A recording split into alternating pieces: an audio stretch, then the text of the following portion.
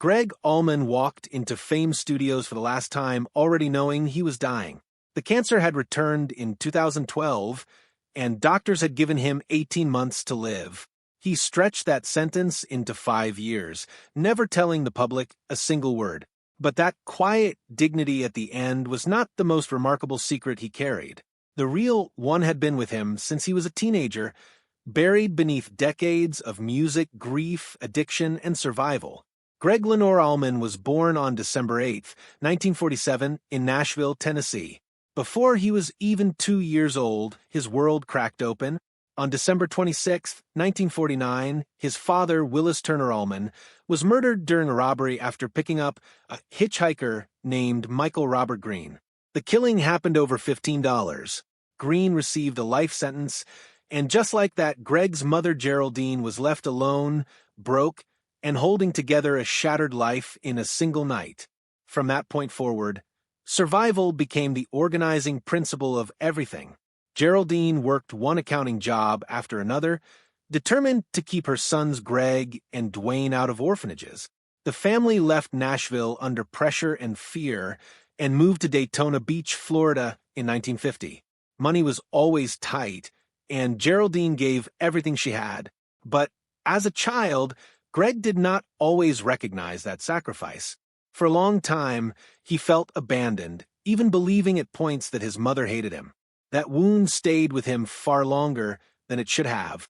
Things grew harder around 1953 when Geraldine sent the boys to Castle Heights Military Academy in Lebanon, Tennessee. Gregg, still very young, was pushed into a world of uniforms, drills, punishment, and discipline that crushed the spirit out of him. Dwayne fought back and often protected his younger brother from hazing, but Gregg folded inward. He became depressed, struggled badly in school, and was beaten by instructors after poor grades, including a math score of 40% in 1956.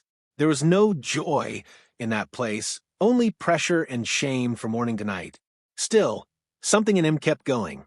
He buried himself in studying, even entertaining the idea of becoming a dentist one day if music ever failed him. Their mother could barely afford the $50 a month to keep them there, and after 2 years, she finally pulled them out. That chapter hardened Gregg, but it also pushed him closer to the music that would become his only real escape. Back in Daytona, the struggle never fully let up. But now Gregg had something to reach for. As early as 1952, he had a paper route delivering 200 newspapers a day for $1.50 a week. Then came the moment that changed everything. In the summer of 1957, after saving $39, he bought a used Sears silver-tone guitar from a pawn shop, a red Sunburst model that quickly became the center of the brothers' world. Dwayne grabbed it first, and from there the arguments began. They fought over it constantly, traded it back and forth during practice, and kept going no matter what. One fight in 1958 snapped the strings entirely, so they rest-strung the guitar with fishing line. That one instrument became their whole universe. Dwayne worked on leads while Gregg learned chords and rhythm. By 1959, they were already out on the streets trying to earn quarters with it. Gregg later called it their only toy, and that says almost everything about where they came from.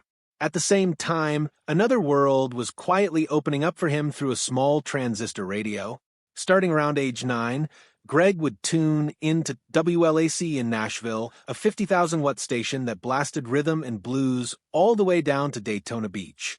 He listened from midnight to 3 in the morning under his blankets, trying not to get caught, while DJs played Muddy Waters, B.B. King, Howlin' Wolf, Jimmy Reed, and Bobby Blue Bland. Those records did not just entertain him. They rewired him completely. No local Florida station was giving him that sound. This was something raw, deep, and true. Gregg filled notebooks with song titles, tracked more than 100 songs, and by 1962 had taught himself around 50 of them. He later described it as a shift in his DNA, and that does not feel like an exaggeration. Then came Floyd Miles, and with him, the music turned from fascination into something deeply personal. Around 1958, when Gregg was about 11, he met Floyd, a teenage blues man from Daytona, who led a band called the House Rockers at the Sugar Bowl Club. Floyd did more than play music. He showed Gregg how to feel it. He gave him free lessons in backyards, telling him not to sing from the chest, but from the gut, teaching him how to use his diaphragm, how to hold a note, and how to make words sound truly lived in. By 1961, Floyd was jamming with both brothers, showing them stage presence, movement, swagger, and nerve. Years later, Gregg said Floyd gave him his howl, and that feels exactly right. By the time the brothers reached Seabreeze High School in Daytona Beach around 1963, music was no longer something they did on the side. It had become the center of their lives. They formed the Shufflers and started playing raw rhythm and blues in local clubs. Gregg was only 16, but he already had a voice that made people stop and listen. They played Otis Redding and James Brown songs, earned $25 a night split four ways, and kept pushing forward. By late 1963, they had played more than 50 local shows, and people had started talking about those Allman boys who could really wail. That local buzz turned into a full grind across the South. By mid-1960, they were using names like the Escorts, and by 1965, they had become the Allman Joys. The name changed, but the obsession stayed the same. They played more than 200 shows a year in bars, armories, clubs, and dives across Georgia, Alabama, and Tennessee. Every dollar went back into the mission. They bought records instead of food and spent money on gear instead of rent. Dwayne skipped meals to save for a guitar. Gregg pawned his watch for amplifiers. They rode around in a worn-out car with 300,000 miles on it, carrying set lists of around 150 songs memorized from 45s. In 1966, after one Chattanooga gig, they were so broke they hitchhiked 400 miles home and lived on stolen peaches. They were even picked up once for vagrancy, but they were back at it the very next night. That kind of life can break people. For the Allman Brothers, it sharpened them. In the spring of 1965, Gregg demonstrated just how committed he was when he skipped his high school graduation for a $75 gig at the Camelot Club in Macon, Georgia. His classmates marched without him on June 4th while he was on the road. He got his diploma later through testing, but the choice had already said everything. By 17, he had already sung hundreds of shows, and his voice was getting rough from cigarettes and whiskey. He was not turning back. That same hunger pushed the brothers into the studio in the summer of 1966. After scraping together around $800 from Georgia gigs, they booked time at Bradley's Barn in Nashville. There was no label behind them, no manager, no safety net, just two young men throwing everything they had at a chance. They recorded originals, cut some covers, and pressed 500 acetates to sell at shows for $1 each. They sold around 200 copies in weeks and used the money to buy a 1962 Ford van for touring. It was not fame, but it was movement. Then came Los Angeles in early 1967, and suddenly the break they had been chasing looked finally within reach. On March 15th, they signed with Liberty Records as Hourglass in a 3-album deal worth $25,000. On paper, it was everything they had wanted. In reality, it was a trap. The label pushed them toward polished pop instead of the blues they loved. Executives picked producers for soft material on them and tried to rein in Dwayne's guitar solos. The albums sold poorly, and the sessions became miserable. Gregg later described the whole period as soul-crushing. By 1968, Dwayne was exploding at executives, and eventually he fled back south. Hourglass fell apart, yet even that failure cracked open a door to something far greater. In late 1969, Gregg and Dwayne gathered the players who would become the Allman Brothers Band in Macon, Georgia. The lineup was remarkable for the time and the place. White musicians like Dickie Betts, Barry Oakley, and Butch Trucks played alongside black drummer Jimo Johansson in a region still heavily shaped by segregation. They were not making speeches. They were simply living and playing together, letting the music speak louder than politics ever could. The sound they built mixed blues, jazz, country, and long improvisation in ways nobody else was doing. They rehearsed for hours every day, often from morning until midnight, living packed together in a single house, cooking on hot plates, surviving on cigarettes and coffee. Every harmony, every guitar line, every drum part was hammered out in that pressure cooker of shared poverty and shared ambition. In the middle of all that, Gregg found his voice as a writer.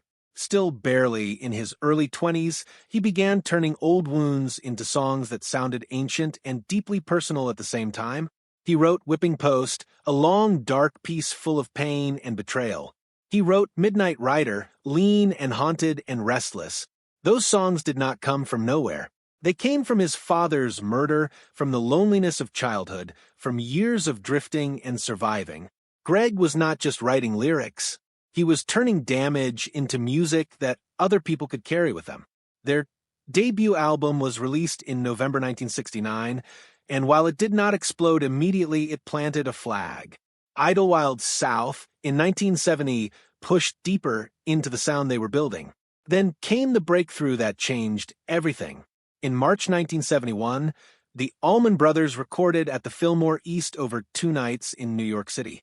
Released that July, the album rose to number 13 on Billboard, went gold by October, and earned its place as one of the greatest live records ever made. The band had played more than 300 shows the year before, and all that road work poured into one magnificent release. Suddenly, they were not just another touring group. They were one of the greatest live acts in America. And then, right at the peak, tragedy returned.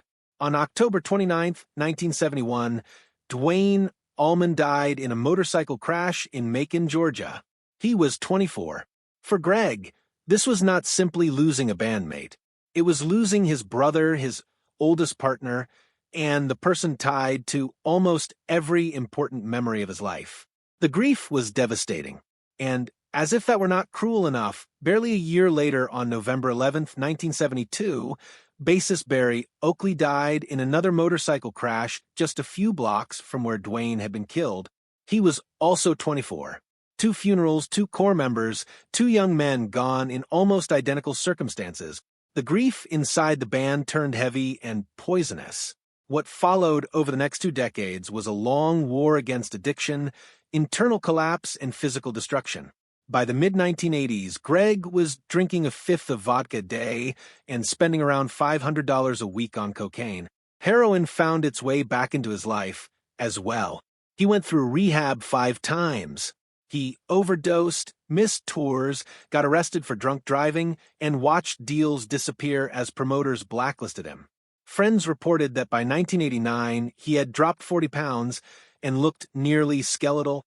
Even so, he kept performing around 100 nights a year, dragging himself through songs on instinct and stubbornness alone.